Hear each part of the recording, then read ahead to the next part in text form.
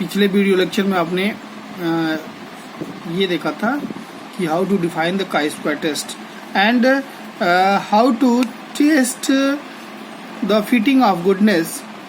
So in this content, in this lecture, we will describe the how step of test of goodness of fits, what steps should we follow to test for goodness. Step 1, first of all, choose null hypothesis. As you know, for any hypothesis test, first of all choose null hypothesis as well as alternative hypothesis. Null hypothesis is represented by H0. So this is there is no significant difference between the experimental and theoretical value. This is for all question between theory and experiment. This is the first step, and second step is here find test static. Find test statistics means the difference between observed and experimental value. Chi squared is equal to, this is formula for to test the test static. Chi squared is equal to summation I to k oi minus ei is whole square upon ei, where oi is the observed frequency, ei is the corresponding theoretical frequency. It means now this can be is of this type, o minus e to the power whole square upon e. Third step, find the degree of freedom also. Degree of freedom is equal to nu equal to k minus 1. K is here the number of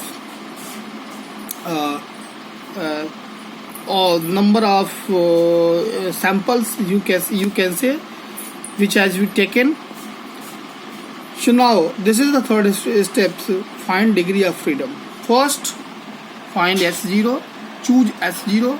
Second, find test statistics. Third, find the degree of freedom, and at this degree of freedom at the given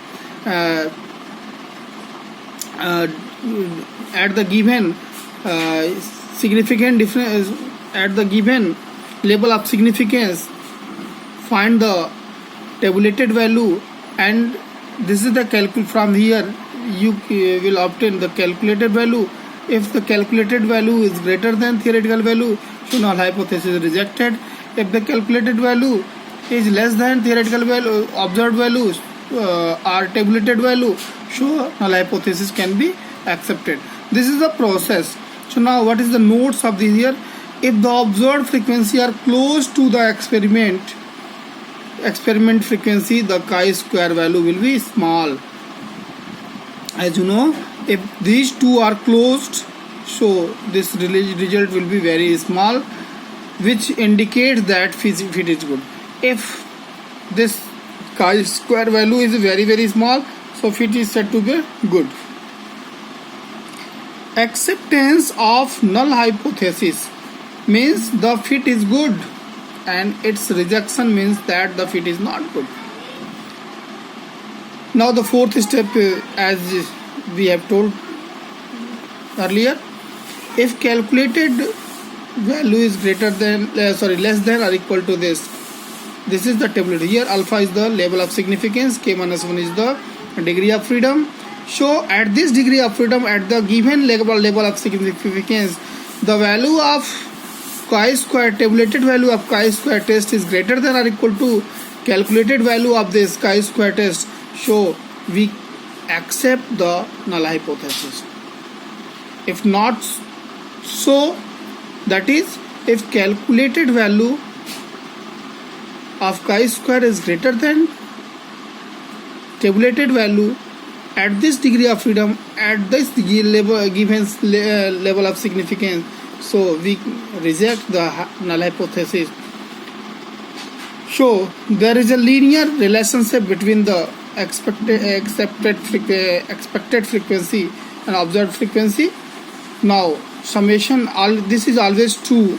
You can observe in the question. Summation means observed sum of the observed frequency is the sum of the expected frequency. Both is equal to the n is the total frequency. So now O minus means whenever this minus this is very very small, so fit is very very fit is said to be the good. That is deviation of the observed when experimental frequency is always 0. Now come to the next page. Condition. What is the condition for the validity of the chi-square test?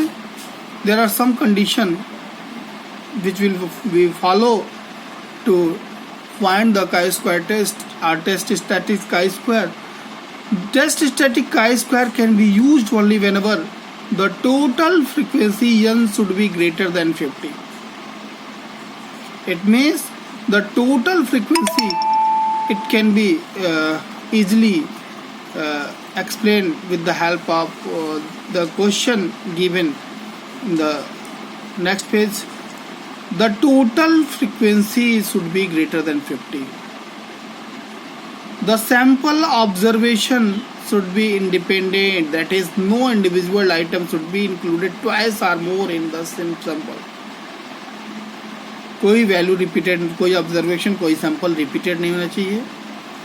Third one is very very important. Each theoretical frequency should be larger than 10, but if any case यदि ये 5 से कम हो जाता है तो preceding या pooling technique का use करते हैं हम, जिसमें या तो बाद वाली या तो पहले वाली फ्रीक्वेंसी को हम ऐड करके मीन्स लार्जर देन 10 बनाने का प्रयास करते हैं.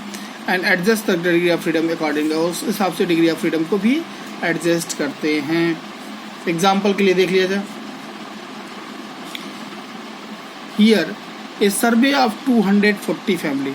This 240, it means 240 is the frequency which is greater than 10.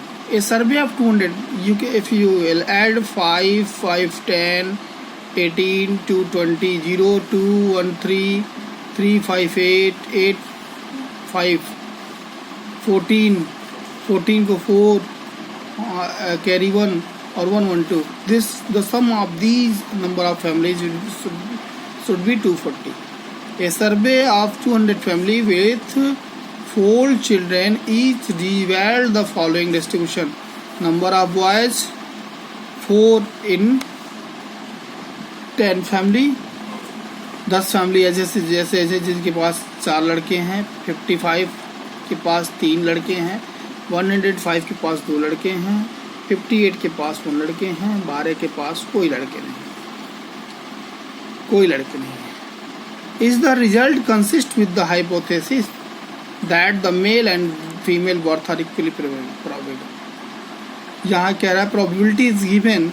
It means consider the null hypothesis should be male and female birth are equally probable. There is no significant difference between the male and female birth. Given that for n is equal to 3, 4, 5 degree of freedom, the chi-square value, it means that for 3 degree of freedom the chi-square value will be this, and at 4 degree of freedom chi-square value will be this, 5 degree of freedom chi-square value will be this, so respectively. So now the solution will be like this. Null hypothesis, let us assume the first step. Null hypothesis, male and female birth are equally probable, that is P is equal to 1/2 and Q is equal to also be 1/2.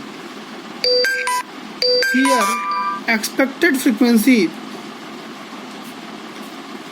so now we will calculate the expected frequency.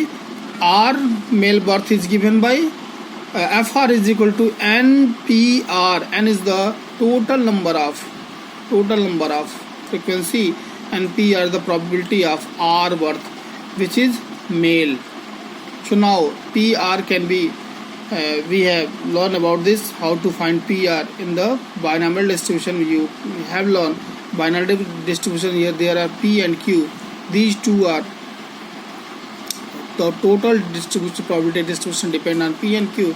So now by the binomial distribution, NP, the PR becomes NPR, NCR, P to the power R, Q to the power N. So R vary from 0, 1, 2, 3, 4 because of here N is a maximum 4.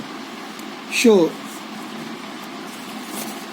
the second step be here capital N is given 240. So now find the expected number of families which have 0 boys, means there is no boys at all. So now 240, the value of n, 4C0, 1 by 2. So now there are 15 families which have no boys. But in the given question, it is given that there are 12 families which have no boys. No boys. And the expected frequency, this is the observed frequency. And now for this observed frequency, the expected frequency is here 15. So now for again the expected number of family which have only one boys be 240 and 4C1. By using this technique, you will find the 60 family which have one boy at all. Here 58, here observed frequency is 58 which have only one boys. And now the expected frequency is here 60 family which have only one boys. So now by the same way, same procedure, you will find the number of expected family which have 2 boys at all, 90, which have 3 boys at all, 60, which have 4 boys at all, 15. Now construct a table for testing for goodness of fit. Number of male birth 0, 1, 2, 3, 4. Observed frequency is given in the table, means there are 12 family which have no boys, 58 family which have 1 boys, 105 family which have 2 boys, 55 family which have 3 boys, 10 family which have 4 boys. So now, and we have just calculated the expected number of frequency which have 0 boys, no boys, 0 means no boys, 60 family which have no boy child, 90 which have 2 child, 60 which have 2, 3 and 15 which have 4. So now this is the observed frequency which is given in the question, and expected frequency we have calculated earlier. So now the difference of these two be 12 minus 15 is 3. So now the square of 3 be 9. 58 minus 60 be 2. Minus 2 square be 4. Again like this we can find the O minus E whole square be this. So now the next step be find O minus E upon E. It means that 9 upon 15, it means this becomes 4 upon 60 becomes this, 225 upon 90 becomes this. So now the summation of OI minus EI whole square upon EIB 5.251. This means this is the test statistics of the chi-square. The chi-square value of the chi-square be 5.251. 5.251. So now let us see the degree of freedom. The third step be find their degree of freedom. Degree of freedom be here since there are in the given question you can observe there are 5 samples, 1, 2, 3, 4, 5. Now the value of k be 5. Value of k be 5. So now k minus 1, it means 4. Degree of freedom. So at critical value of chi-square for 4 degree of freedom for at 5% level, this is obtained from the table, which can be obtained from the table 9.49. This is the tabulated value. Now here just you have calculate the value of chi-square be 5.221. So in this scenario you can say that the calculated value is less than the tabulated value. So now in this case there is no significant difference between the male and female birth. It means that male and female birth are equally probable. That is, null hypothesis is accepted, and in this case we conclude that male and female birth are equally probable. इस तरह से हम प्रत्येक questions के लिए बाकी जो भी क्वेश्चंस आएंगे उनके लिए उनकी में ऑब्जर्व फ्रीक्वेंसी गिवन होगी। हम एक्सपेक्टेड फ्रीक्वेंसी फाइंड आउट करेंगे और आफ्टर दैट थर्ड स्टेप होगा degree of freedom find out करेंगे।